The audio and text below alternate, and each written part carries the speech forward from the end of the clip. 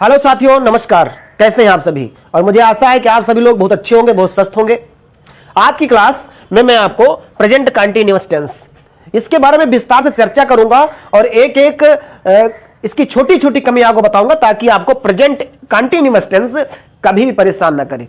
चलिए शुरू करते हैं। प्यारे बच्चों, सबसे पहले देखिए आपके सामने लिखा है प्रेजेंट कंटीन्यूअस टेंस, यानी टेंसों की श्रृंखला में आपको पता भी होगा टेंस हमारे तीन प्रकार के होते हैं, प्रेजेंट, पास्ट, फ्यूचर। तो हम प्रेजेंट टेंस की आज दूसरे पार्ट की बात कर रहे हैं, यानी प्रेजेंट इंडेफिनिट टेंस और दूसरा क्या होता है प्रेजेंट कंटीन्यूअस टेंस। आपको टेंस सारे वैसे लिख करके याद कर लेना चाहिए।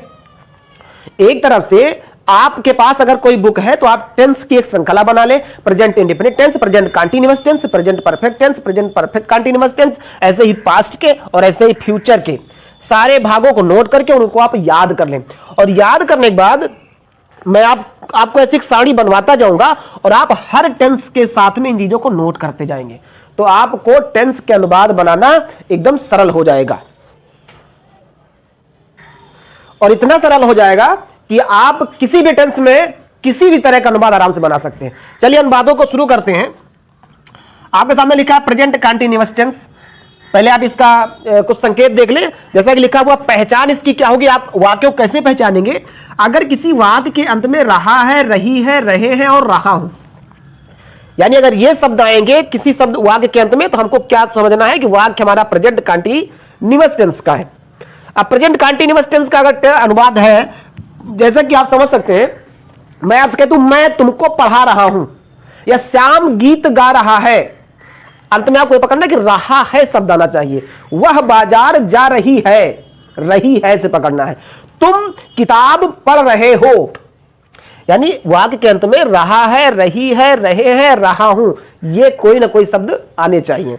दूसरा देखिए क्या लिखा है, हेल्पिंग वर्ब। और हेल्पिंग वर्ब इसकी तीन होती है सहायक क्रियाएं, इज, एम और आर। तीन सहायक क्रियाएं होती हैं और तीन सहायक क्रियाएं अलग अलग प्रयोग होता है। जैसे कि मैंने एक एक अलग नोट कर दिया। इज का प्रयोग कहां करते हैं? एम का और आर का। जैसे कि आप देख रहे हैं एक वचन ही, सी, इट या किसी नाम के साथ में, यानी जो एक वचन के वाक्य होते हैं ही, सी, इट या किसी नाम के साथ में हमको क्या प्रयोग करना होता है? इज का प्रयोग करना होता है। यह आपका लिखा है एक वचन कर्ताओं के साथ किसका प्रयोग करेंगे? हम इज का प्रयोग करेंगे। एक बात हो गई। दूसरा देखिए, दूसरे पॉइंट में लिखा हुआ है आई, यानी मैं, यानी अगर कोई मैं शब्द से अनुवाद शुरू हो जाएगा तो हमको आई के साथ में एम का प्रयोग करना है। आई के साथ में एम सहायक क्रिया लगानी है, हेल्पिंग वर्ब लगानी है। और उसके बाद आर में देखिए बहुवचन कर्ताओं के साथ में हमको किसको लगाना होगा? ये से बहुवचन कर्ता क्या होते हैं? जैसे आपका यू, दे, वी आदि के साथ में हमको क्या लगाना? सहायक क्रिया आर का प्रयोग करना है। इसी तरह से आपका एक पॉइंट देखिए यहां पर और लिखा हुआ है, वर्ब की फर्स्ट फॉर्म में आईएनजी जोड़ते हैं। अब आपको यहां से वर्ब से समझ लेना, वर्ब मींस होता है क्रिया यानी कार्य। वर्ब मींस क्रिया यानी कार्य होता है। तो अनुवादों में अगर आप टेंस के अनुवाद पढ़ेंगे तो उनमें हर अनुवाद में कोई ना कोई कार्य होता रहता है। तो अगर कोई क्रिया होगी, कोई कार्य होगा, तो हमको उन अनुवादों को बनाते समय जो हम क्रिया लिखेंगे यानी वर्ब लिखेंगे, उसमें हमको आईएनजी जोड़ देना होता है। जैसे आप देख रहे हैं लिखा हुआ गो और प्लस आईएनजी, यानी दोनों को जोड़ देंगे तो क्या हो जाएगा? गोइंग हो जाएगा। ईट और धन आईएनजी यानी ईटिंग हो जाएगा। यानी कहने का मतलब अगर कोई काम है तो काम की हम अंग्रेजी लिखेंगे और साथ में क्या जोड़ देंगे? आईएनजी जोड़ देंगे। तो इस तरह से आपका अनुवाद बन जाएगा। चलिए अनुवादों को शुरू करते हैं। एक एक अनुवाद को हम लोग करते जाएंगे और एक एक अनुवाद को सीखते जाएंगे। जैसा देखिए लिखा हुआ है कि तुम से ही शुरू कर देता हूं। तुम खाना खा रहे हो, खा रहे हो। अब सिंपल सा अनुवाद है। अब आपको इसको 6 प्रकार से अनुवाद बनाना है। अब क्योंकि मैं आपको लगातार 6 प्रकार से अनुवाद बनाना सिखा रहा हूं, तो आपको 6 प्रकार से अनुवाद बनाने की आदत पड़ जानी चाहिए। क्यों? क्योंकि फिर कभी अगर आपका अनुवाद फंसे तो आपको परेशानी ना हो। जैसे तुम खाना खा रहे हो, ये पॉजिटिव सेंटेंस लिखा है और किसी भी वाक्य को आप बनाएं तो साथ में उसको बोले जरूर कि कौन सा अनुवाद आप बना रहे हैं। अच्छा चलिए, अनुवाद को बनाने से पहले मैं एक आपसे बात बता दूं। मैंने पहले भी वीडियो आपको बताया था कि अगर उन बच्चों को जिनको ये टेंस आता है उनको तो केवल रिवीजन करना है, और जिन लोगों को टेंस नहीं आता है उनका कार्य यह है कि वे हर टेंस को अपनी कॉपी में एक तरफ से नोट करते जाएंगे और इसके बाकायदा नोट्स बनाते जाएंगे। जैसे आपने प्रेजेंट इंडेफिनिट डाला हुआ तो प्रेजेंट इंडेफिनिट टेंस के मैंने आपसे कहा था संकेत सारे नोट कर दीजिए, और उसके बाद आप प्रेजेंट कंटीन्यूअस टेंस डालिए। अब प्रेजेंट कंटीन्यूअस टेंस डाल करके आपको सारी पहचान ये नोट कर देनी है, ताकि आप जब कभी कॉपियां खोलें या कभी आपको कॉपी दिखे तो आपको ये सारी चीज तुरंत याद आ जाए। देखिए लिखा तुम खाना खा रहे हो, अनुवादों को शुरू करते हैं। अब तुम खाना खा रहे हो, इसका अनुवाद क्या हो जाएगा? सबसे पहले तुम लिखा है तो नियम वही होता है, सब्जेक्ट सबसे पहले लिख देंगे यू। उसके बाद अगर पॉजिटिव सेंटेंस है तो सबसे पहले सब्जेक्ट आएगा, उसके बाद उसकी हेल्पिंग वर्ब आएगी। अब हेल्पिंग वर्ब क्या होती है? ये रही आपके सामने इज एम आर। अब तुम लिखा है तो तुम कितने वचन का वाक्य है? ये बहुवचन का तुम। तो बहुवचन के साथ हम क्या लगाते हैं? आर लगा देंगे। तो हम यहां क्या लगाएंगे? Are, you are. और उसके बाद खाना खा रहे हो तो क्या हो जाएगा? ई ए टी, ईट, ये शब्द लिखा। उसके बाद क्या जोड़ देंगे इसमें? I N G. तो क्या हो जाएगा? You are eating. और खाना के लिए क्या हो जाएगा? फूड। ऐसे बहुत से बच्चे होते हैं जो हाई स्कूल की क्लास में होते हैं, इंटर की क्लास में होते हैं, लेकिन उनको टेंस के अनुवाद बनाना नहीं आता है। मैं उन बच्चों की बात नहीं करता हूं, बहुत से बच्चे सीख भी जाते हैं, बहुत से बच्चों को एक बार में आ जाता है, लेकिन ऐसे बहुत से बच्चे होते हैं जिनको हाई स्कूल इंटर तक की क्लासों में भी टेंस के अनुवाद बनाना नहीं आता है। तो उन लोगों के लिए जिनको टेंस का अनुवाद बनाना नहीं आता, उनके लिए विशेष है कि अगर आप टेंस के अनुवाद बनाना नहीं सीख पाएंगे तो आप ना तो एक्टिव पैसिव सीख पाएंगे, ना तो आप डायरेक्ट इनडायरेक्ट सीख पाएंगे, और किसी भी प्रकार का अनुवाद तो आप बना ही नहीं पाएंगे।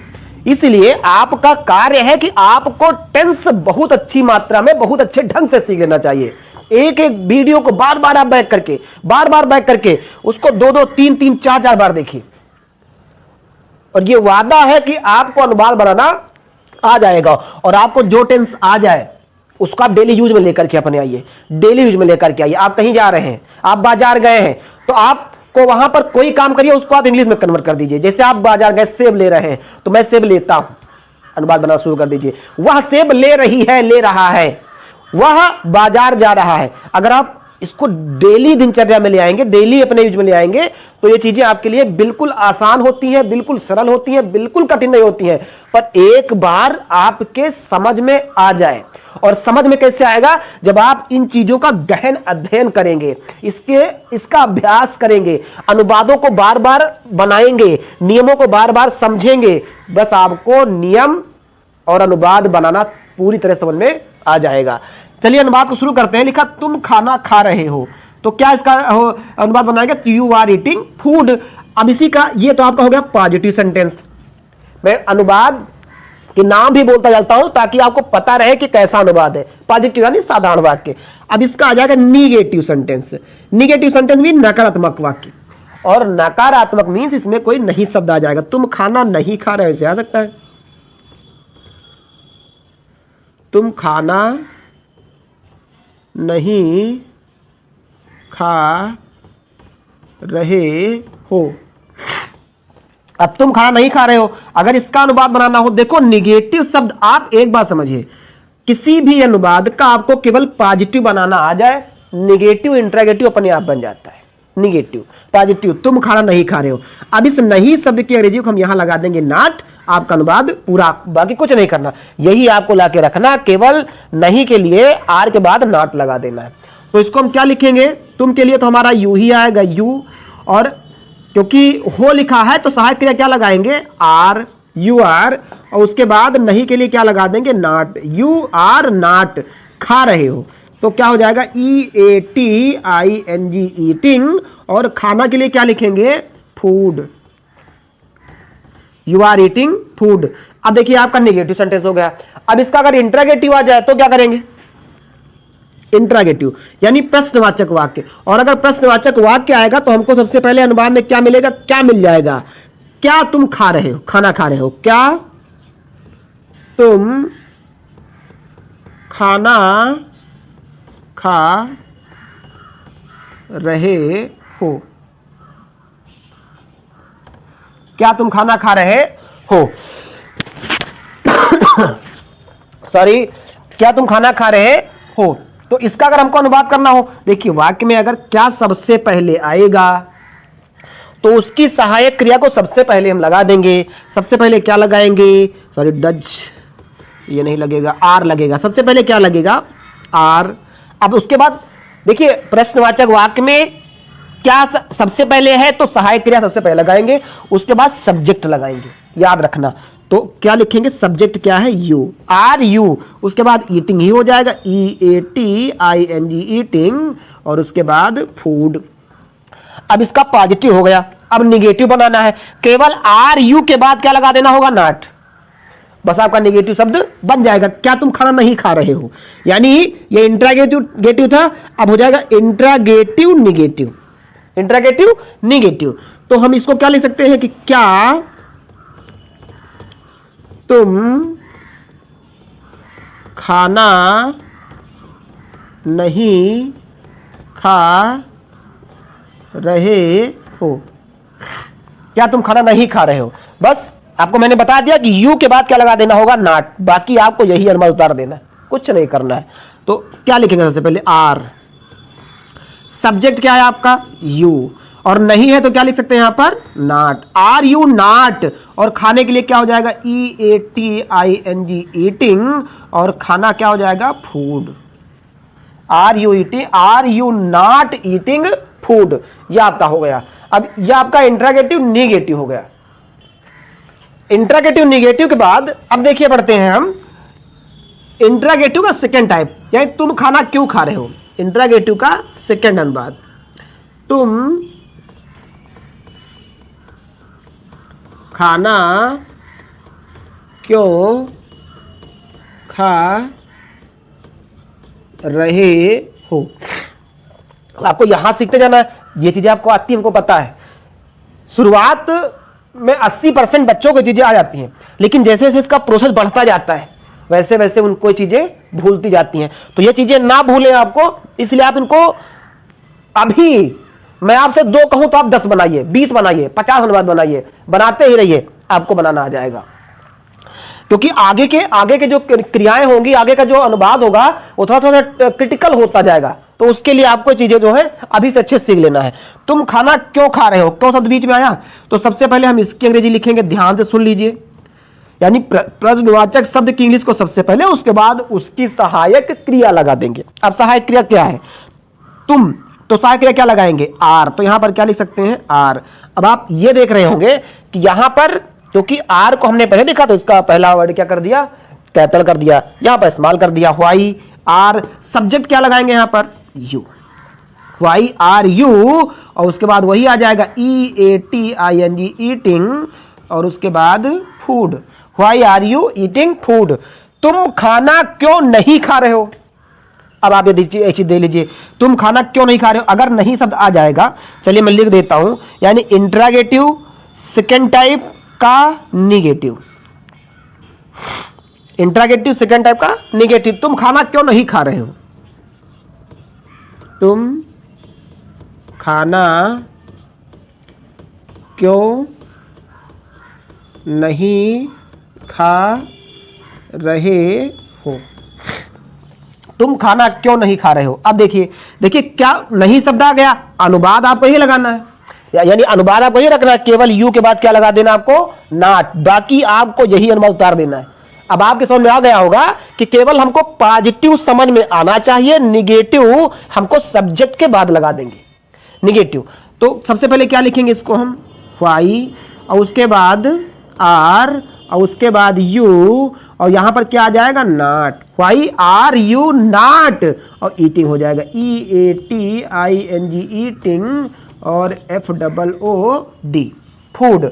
तो यह आपका अनुवाद हो गया। अब देखिए एक प्रकार के अनुवाद को लेकर के मैंने 6 प्रकार से बनाया। आपका यही कार्य है, किसी भी एक प्रकार के अनुवाद को ले लीजिए, उसको 6 प्रकार से बनाइए। किसी भी अनुवाद को लेकर के उसको 6 प्रकार से बनाइए, और जब 6 प्रकार से बनाने लगेंगे तो आपको अनुवाद को पकड़ना आ जाएगा कि कौन सा अनुवाद कहां का है। अब बाई चांस यही अनुवाद ले लिया गया और कहा जाए इसको आप इंट्रागेटिव में चेंज कीजिए। देखिए इंट्रागेटिव निगेटिव लिखा है अनुवाद, इंट्रागेटिव निगेटिव लिखा है। अब इंट्रागेटिव में इसको चेंज करना है आपको, तो जब आपको इंट्रागेटिव पता होगा तभी तो आप कर पाएंगे, अन्यथा नहीं कर पाएंगे। आपसे कहा जाए इसको पॉजिटिव में चेंज करिए, तो जब आपको पॉजिटिव पता होगा नियम तभी तो कर पाएंगे, अन्यथा नहीं कर पाएंगे। या आपसे कहा जाए आप इस अनुवाद को निगेटिव में या इंट्रागेटिव में चेंज करिए, ऐसा आता है नरेशन में, तो हम लोग कहां कर पाएंगे।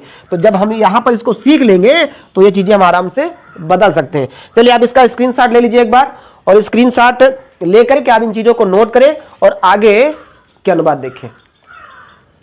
आपने स्क्रीनशॉट ले लिया होगा। चलिए अब मैं कोई अन्य उठा लेता हूं, जैसे लिखिए, देखिए लिखा हुआ मैं,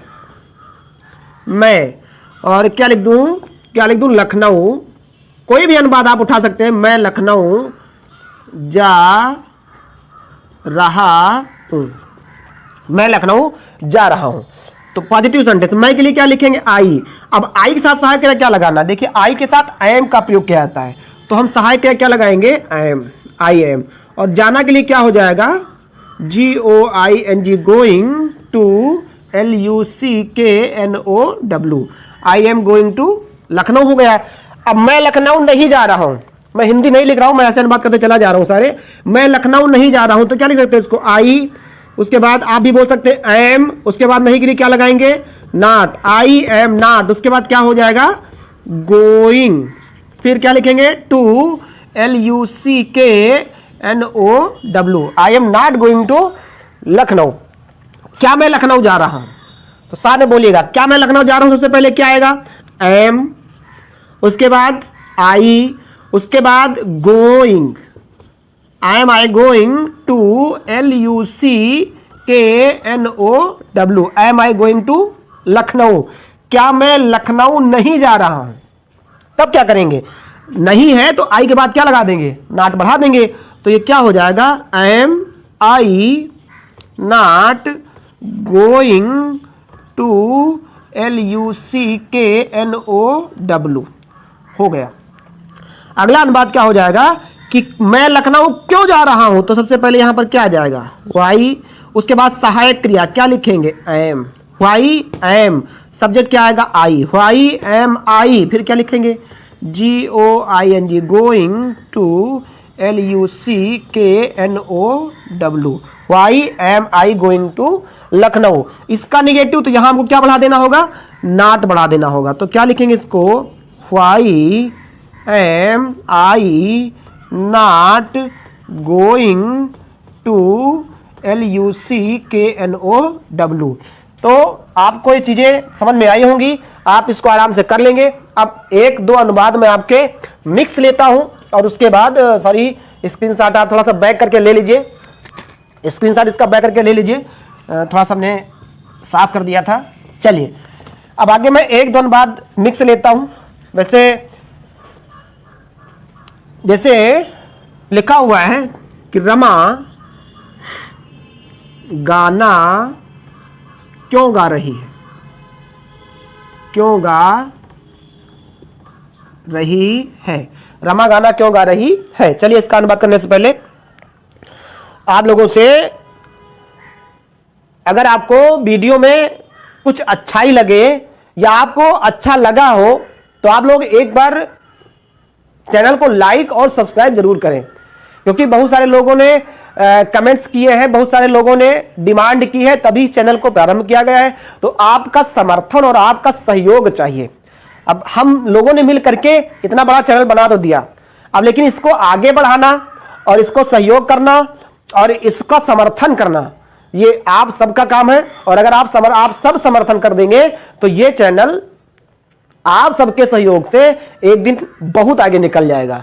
तो आप सभी जितने हमारे बच्चे देख रहे हैं या हमारे पेरेंट्स देख रहे हैं, और अगर पेरेंट्स देख रहे हैं तो पेरेंट्स से निवेदन है कि आप अपने बच्चों को ये वीडियो जरूर दिखाएं, और क्योंकि उन बच्चों के लिए बहुत ज्यादा उपयोगी है। चाहे आपका बच्चा अगर क्लास 3 से लेकर के ओवरऑल किसी क्लास में है, और अगर उसको चीजें ना आती हो तो आप उस बच्चे को चीजें जरूर दिखाइए। और अगर आपको अच्छा लगा हो, वीडियो अच्छी लगी हो, तो आप सब्सक्राइब कर लीजिए, चैनल को लाइक कर दीजिए और अन्य लोगों के पास शेयर कर दीजिए, ताकि वह लोग भी आपके चैनल को, आपके विद्यालय के चैनल को सब्सक्राइब कर लें और आपके विद्यालय का चैनल जो है वो आगे बढ़ जाए। चलिए अनुवाद को शुरू करते हैं। लिखा रमा गाना क्यों गा रही है, तो क्या हो जाएगा, देखिए क्यों शब्द बीच में आया। अब क्यों शब्द अगर बीच में आया है तो हम सबसे पहले क्या लिखेंगे, व्हाई, उसके बाद सहायक क्रिया। अब देखिए रमा क्योंकि किसी का नाम है तो एक वचन, तो सहायक क्रिया क्या लगाएंगे, इज, व्हाई इज। अब उसके बाद सब्जेक्ट आएगा रमा, व्हाई इज रमा। और उसके बाद गाना गाल सिंगिंग हो जाएगा, SINGING singing song, why is Rama singing the song. उसके बाद अगला अनुवाद लिखा हुआ है सुमन, क्या कर लो, फल नहीं खाती, खा रही है। सुमन फल नहीं खा रही है, ऐसे कर ले हम। तो सुमन फल नहीं खाए, नहीं शब्द आ गया है, तो सब सुमन तो एक ही वचन का है, क्या हो जाएगा, सुमन। उसके बाद सहायक क्रिया इज, नहीं के लिए क्या लगाएंगे, not, Suman is not eating, EATING eating the. और उसके बाद फूड नहीं लिखेंगे, यहाँ पर फ्रूट लिखेंगे, FRUIT फ्रूट, या अगर फलों को हो तो फ्रूट्स हो जाएगा। Suman is not eating the fruits, Suman फलों को नहीं खा रही है। तो मुझे आशा है कि आपकी समझ में आया होगा और आप ऐसे अनुवादों को 2, 4, 10, 15, 20 अनुवादों को बनाएं, अभ्यास करें, 1 दिन, 2 दिन, 4 दिन, 10 दिन अभ्यास करें, वीडियो को बैक करके देखें। और अगर इसको लगातार आप देखते जाएंगे, 2, 3, 4 बार देखेंगे, तो मुझे आशा है कि आपको वीडियो और ये पढ़ाई समझ में अच्छे से आ जाएगी। तो अगर आपको वीडियो अच्छी लगी हो तो चैनल को लाइक करें, सब्सक्राइब जरूर करें, क्योंकि आपका समर्थन अगर मिलता रहेगा तो हम लोग आपको अच्छी वीडियो और अच्छे टॉपिक्स पर वीडियो बना करके आपकी पढ़ाई को आगे बढ़ाते रहेंगे। आपने क्लास को ज्वाइन किया, आपने ये हम इतने देर तक आपने देखा, इसके लिए आप सभी को धन्यवाद। Thank you.